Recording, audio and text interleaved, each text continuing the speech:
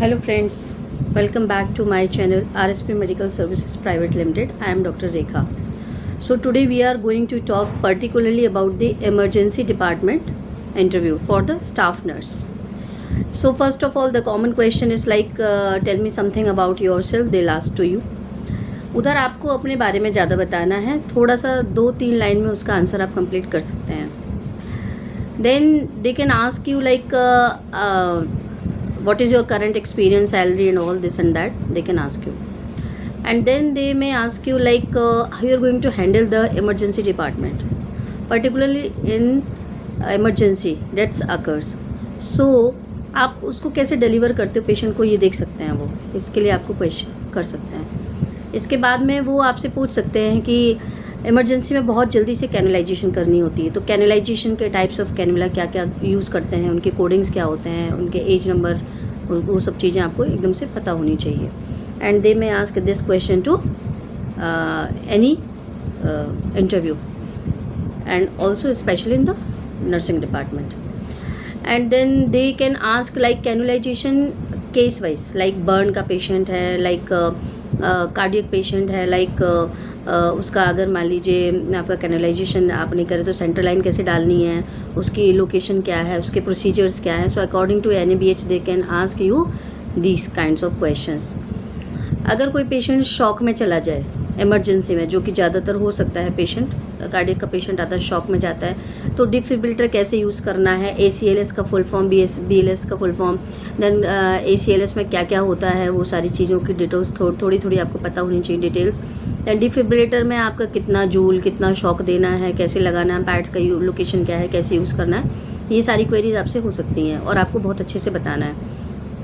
Central line अगर डाल रहे हैं तो उसके लिए हमको क्या क्या इक्विपमेंट्स चाहिए, ट्रे कैसे बनानी है, लोकेशन क्या होनी चाहिए, है ना. एंड आपका फीमोरल है कि सब क्लेवियन है, कौन सी लोकेशन में आप कैसे डाल रहे हैं, वो सब चीज़ें आपको पता होनी चाहिए. देन जोलीज कैथेटर में types of catheter, male female का difference, then number of the catheters, then how to put it, how to then you know they measure the urine output and all. तो ये सारी चीज़ें आपको पता होनी चाहिए. Then intubation also sometimes we may have the requirement for intubate the patient. तो उसके लिए आपको क्या करना है, इंट्यूबेशन के क्या क्या प्रोसीजर्स होंगे, ट्रे मैनेजमेंट कैसे होगा, एंड डॉक्टर्स असिस्टेंस कैसे होगा, इसकी आपको प्रोसीजर पूछ सकते हैं अकॉर्डिंग टू प्रोसीजर. लाइक सबसे पहले हमने ट्रे तैयार करी, उसमें ये चीज़ें होंगी, ये मेडिकेशंस होंगी, फिर उसके बाद में जो डॉक्टर होगा वो कैसे लोकेशन देख के यहाँ पे इंट्यूबेट करेगा, उसके बाद में हमको डालना, फिर सक्शन करना, ये सारी चीज़ें जिम्मेदारी आपकी होती है और आपको अच्छे से पता होना चाहिए. सैम्पल ऑफ पेशेंट है ना, पेशेंट का सैम्पलिंग करना है तो तुरंत ही आपको पता होनी चाहिए कि भाई कौन सी वाइल में कौन सा सैंपल लेना है. इतना बेसिक चीज़ें आपको जब पता होनी चाहिए. राइल्स ट्यूब इंसर्शन आपको पता होना चाहिए, पेशेंट अगर कुछ खा नहीं पा रहा है, ये सारी चीज़ें. देन गैस्ट्रिक लवाज एक प्रोसीजर होता है. अभी एक पेशेंट को मैंने पूछा, एक नर्सिंग इंटरव्यू में मैंने पूछा कि भाई गैस्ट्रिक लवाज कैसे करना, उसे प्रोसीजर नहीं पता था. उसमें कितना लीटर लिक्विड डालते हैं, उसमें कैसे करते हैं, प्रोसीजर क्या होता है, किस केस में किया जाता है, पॉइजन के केस में किया जाता है, ये सारी चीज़ें आपको पढ़नी है ना. और ये जो मैं बता रही हूँ क्वेश्चंस आपको बता रही हूँ, आपको इसके आंसर्स भी अगर चाहिए तो आप मुझे कमेंट में कीजिएगा, क्योंकि बहुत लंबा वीडियो हो जाएगा, फिर बहुत सारी चीज़ें भी बताने के लिए बाकी हैं. देन अगर आपके पास में कोई पेशेंट आता अनकॉन्शियस रहता है तो आप सबसे पहले उसके वाइटल्स चेक करोगे. अगर आप उसको हार्ट बीट नहीं मिल रही है, पेशेंट सांस नहीं ले पा रहा है, या पेशेंट अनकॉन्शियस हो गया, तो उसको GCS कैसे चेक करना है उसका फटाफट से. और उसके बाद में तुरंत CPR यूज़ करनी है अगर वो कार्डियक अरेस्ट का पेशेंट है तो. वो सारी चीज़ें कितने मिनट में कितनी देनी, हमें कार्डियक रिसब्सिटेशन देनी है, उसके बाद में हमें जो है ये सारी जो वो है time line and with things, ये आपको सब पता होनी चाहिए. इसके बाद में आपका आ जाएगा एयरवेज मेंटेनेंस कैसे करना है ना. अगर कोई पेशेंट आता है कार्डियक अरेस्ट का, इंट्यूबेशन किया आपने, फिर उसको एयरवेज मेंटेनेंस करना बहुत ज़रूरी है. ऑक्सीजन थेरेपी पे लगाना तो कितने लीटर कैसे करना है, कितना देना है ऑक्सीजन, वो सारी चीज़ें पता होनी चाहिए. Connection of the equipments with the patient, how to connect the equipments and all. And आपके पास में कुछ भी आपको ऐसा लगता है कि जहाँ पे आपको कन्फ्यूजन है, आप नहीं कर पा रहे हैं, आपको बहुत इश्यूज़ आ रहे हैं ये सब करने में, तो आप हमारे साथ जुड़िए और कमेंट कीजिए. हम आपको पर्टिकुलरली बताएंगे, सिखाएंगे और इंटरव्यूज़ के लिए हम प्रिपेयर कराएंगे. सो हमारा एक कोर्स होगा, उसके साथ आप जुड़िएगा, ठीक है. देन सबसे इम्पॉर्टेंट होता है कि ट्राइज, टाइप्स ऑफ ट्राइज होते हैं। देखिए जब आप इमरजेंसी डिपार्टमेंट में जाते हैं तो वहाँ पे आप देखते हैं कि कर्टन्स के साथ साथ में ना कोडिंग्स होती है।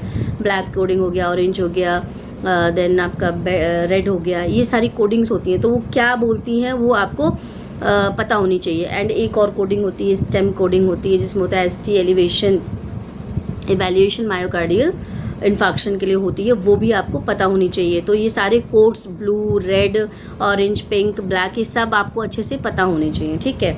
और साथ साथ में ये कि जब कार्डियक अरेस्ट का पेशेंट आता है तो जैसे हमने कोड ब्लू किया है ना, एब्डक्शन का पेशेंट है तो हमने कौन सा यूज़ करना है, अगर एब्डक्शन हो गया किसी पेशेंट का तो क्या यूज़ करना है, किसी पेशेंट की डेथ हो जाती है तो कौन सा कोड यूज़ करते हैं, उसके जो कर्टन की जो नेम प्लेट होगी उस पर कौन सा कोड होगा, ये सारी चीज़ें आपको पहले से पता होनी चाहिए। एंड इमरजेंसी के जो कंडक्ट्स होते हैं, जो बिहेवियर्स होते हैं, लाइक सीरियस पेशेंट के साथ में आपको कैसे बात करनी है, कैसे उनके अटेंडेंट्स को रिलैक्स करना है, एंड कैसे आपको अपने मैसेज को कन्वे करना है, ये सबसे ज़्यादा आपको देखा जाएगा, ठीक है। देन टाइप्स ऑफ ट्राइज हो गया, green, yellow, red, black. Expired patient के लिए ब्लैक यूज़ करते हैं। And the green is for the minor patient, थोड़ा सा उसको कोई इशू है उसके लिए कर लेते हैं। देन येलो थोड़ा सा मॉडरेट टाइप का पेशेंट है, उसकी इमरजेंसीज मॉडरेट टाइप की हैं। देन रेड ऐसा पेशेंट जो क्रिटिकल ट्राइज में आया हुआ है उसको रेड देते हैं। एंड ब्लैक जो पेशेंट डेथ कर जाता है उसको ब्लैक ट्राइज के कोड में हम लोग रखते हैं, ठीक है। Then types of ID bands आपको पता होने चाहिए, white band, red band, yellow band, है ना, ये सारे बैंड्स आपको पता होने चाहिए कि हमने पेशेंट हमारे पास में आया है और उसको हमें कौन सा बैंड पुट करना है, उसकी इमरजेंसी के हिसाब से, उसके ट्राइस के हिसाब से हमको वो करना है। अब जैसे मान लीजिए कोई पेशेंट आया, लड़ाई झगड़ा करके आया, जिसको चोट लगी है, इमरजेंसी में आया है, तो आपको सबसे पहले उसकी MLC करवानी है, पुलिस को फ़ोन करना है, उसके वाइटल्स लेके पुलिस को फ़ोन करना। देखिए, और जब पुलिस की परमिशंस के साथ में आपको आगे अपने सीनियर स्टाफ से बात करते हुए वहाँ पे काम करना है। आपको तुरंत ही सब सारे काम नहीं शुरू कर देना है ना, उसके जो लॉज होते हैं वो आपको फॉलो करने हैं आपके हॉस्पिटल के हिसाब से। देन आपका पॉइजन का पेशेंट आता है, वो भी MLC का पेशेंट होता है, लेकिन पॉइजन का पेशेंट तो आता है तो सबसे पहले कैसे उसकी राइल्स ट्यूब डाल के उसकी गैस्ट्रिक लवास करनी है, आपको सब चीज़ें अच्छे से, बहुत अच्छे से पता होनी चाहिए। देन आपका जो टाइप्स ऑफ पेशेंट हैं, वल्नरेबल पेशेंट है, आइसोलेट करने वाला पेशेंट है, कोई ऐसा पेशेंट है, वो सब आपको बहुत अच्छे से पता होना चाहिए। देन एम्बुलेंस मैनेजमेंट जो होता है वो हम इमरजेंसी के स्टाफ से एक्सपेक्ट करते हैं कि वो सबसे ज़्यादा बेटर वे में कर सकते हैं। सो आपको ऐसी इमरजेंसीज, जो टाइप्स ऑफ इमरजेंसीज वो पता होनी चाहिए। वीडियो बहुत लंबा हो जाएगा और इसके बाद एक और वीडियो बना सकते हैं। अगर आपकी क्वेरीज हैं कि भाई इसके आंसर्स भी आप दीजिए मैम, तो मैं कर सकती हूँ। लेकिन आप एक चीज़ ध्यान रखिए कि सबसे पहले जो मैंने पॉइंट्स बताए उन पे ध्यान दीजिए, उनको अकॉर्डिंग टू NABH SOPs के हिसाब से आप पढ़िए, ध्यान दीजिए, थ्योरेटिकल रिवीजन करिए और उसके बाद में ही आप इंटरव्यू दीजिए, ठीक है। जब तक कॉन्फिडेंस ना आए तब तक इंटरव्यू देने का कोई फ़ायदा नहीं होता। सो अगर इससे भी ज़्यादा आपको लर्न करना है, समझना है, तो RSP medical services private limited से जुड़िए, हमारे पेज को फॉलो करिए। लगातार वैकेंसीज आती हैं, हम यहाँ पे around 40 hospital and diagnostic centres हैं जहाँ पे हम प्लेसमेंट देते हैं। तो बट ऑब्वियस है कि हम आपकी भी तैयारी कराएंगे ताकि आपका सिलेक्शन हो जाए, आपका भी इंटरव्यू में आप क्लियर कर लें और उसके बाद आपको जॉब मिल जाए। तो please like and follow the page, and also अगर कोई इशू है तो kindly comment. Thank you so much.